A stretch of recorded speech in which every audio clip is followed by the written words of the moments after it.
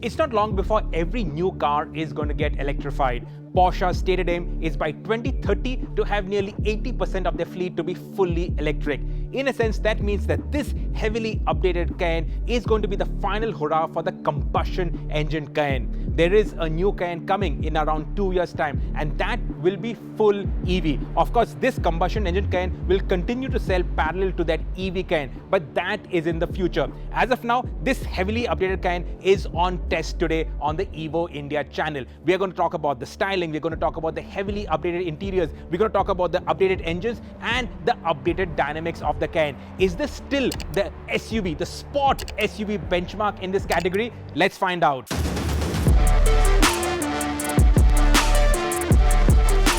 In terms of styling, the big update are these new Matrix HD lights, which have got a lot of functionality where you don't blind the traffic coming onto you, but you have better visibility of the road. You see obstacles, you see people walking on the side of the road. So a lot of stuff baked into that. If you don't want the HD lights, you also get regular Matrix LED lights. Those are standard on the Cayenne. These wings are new, they're a little higher. The front bumper is obviously new. It's got more horizontal lines, so it stretches out the car, makes it look more planted and more sitting on the road.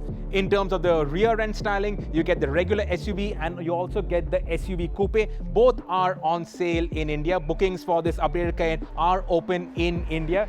So this is the SUV Coupe. You get this nice little boot lip spoiler. You get up to 22-inch wheels. So overall, the car looks a little bit more sporty, but the overall shape and the overall identity of the Cayenne remains unchanged.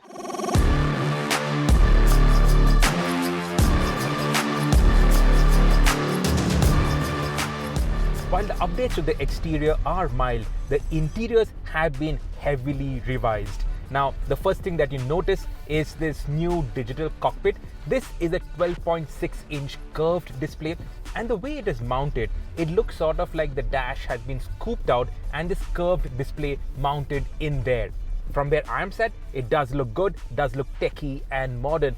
But for the passenger seat, it looks like this dash has been chopped and the screen has been squeezed in there. So from the passenger seat, it looks sort of like a cut paste kind of thing. But from here, it does look good. Now this is allied to a 12.3-inch infotainment that is carried over from the earlier Cayenne, and the passenger also gets an additional display, a 10.9-inch display where you get all the performance data. So a lot of the stuff that you want to see as a passenger, plus passengers can watch movies on that screen, and the screen has been so designed that the driver, he can't see what is playing on that screen, so the driver does not get distracted while the passenger watches movies.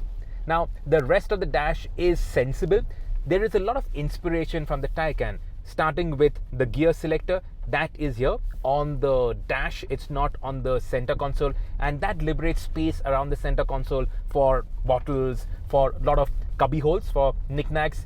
The Porsche Cayenne, it has a wireless charger, it has wireless CarPlay, and this wireless charging pad, this compartment over here, that is cooled. So you shut the lid of the compartment, that compartment is cooled so that your phone stays cooled and you can wirelessly charge your iPhone. And this is a fast wireless charger. The aircon vents, that thankfully has not been inspired by the Taycan. So these are proper physical vents that you can adjust using your fingers. You don't have to dive into the menus and then adjust it over there. That is a bit fiddly on the Taycan. This is sensible. So in terms of ergonomics, Porsche, they've definitely listened to all the feedback they've been getting, and that has been incorporated into the new Cayenne. The steering wheel, in typical Porsche fashion, is not too fat, is not too thin, is just perfect. It's got this drive mode dial out there. You punch it, you go into the sport response mode, which for 20 seconds, it'll give you maximum response. And you can adjust the driving modes also out here. You also have the off-road driving mode, because Porsche, they believe that the Cayenne has to perform both on the road as well as off the road.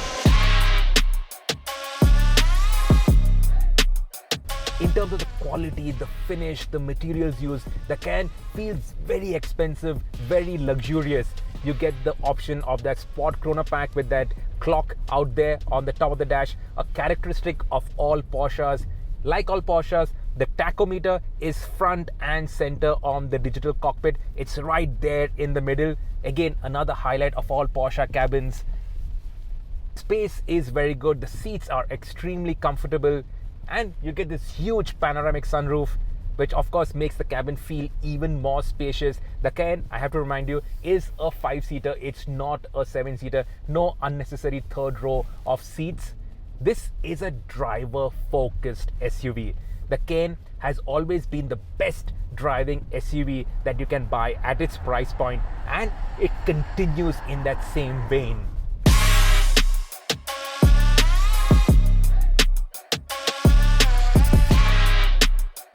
The powertrains on the Cayenne are also heavily reworked. Now, India will get all the versions because the Cayenne is not going to be assembled in India, so there's nothing stopping them from getting everything, including the Turbo GT. But of most importance for India is obviously the V6. Now, the V6, it makes 13 more horsepower, 50 more Newton meters of torque, and the total output is 348 bhp and 500 Newton meters of torque. 0 to 100 in 5.4 seconds and top speed of 248 kilometers per hour. So the Cayenne, even the base spec, which is the Turbo V6, it is a properly fast SUV. Now the powertrain lineup, it starts with the V6. Next up is the V6 Hybrid. The Hybrid has a larger battery, so your range in pure electric mode has also gone up. Then you have the Cayenne S. In the past, the Cayenne S had a V6 engine with more horsepower, but I think those days of downsizing are almost gone in the dying days of the internal combustion engine. Now, faster cars are getting bigger engines. So the Cayenne S no longer gets the V6, it gets the full-fat V8. So you get a larger engine, more power, more torque, more noise. And then, of course, you get the Turbo GT, which is just mental. The fastest SUV around the Nürburgring Nordschleife. Just insane. The Cayenne has always been the nicest driving SUV at its price point, and this updated Cayenne continues to set the benchmark.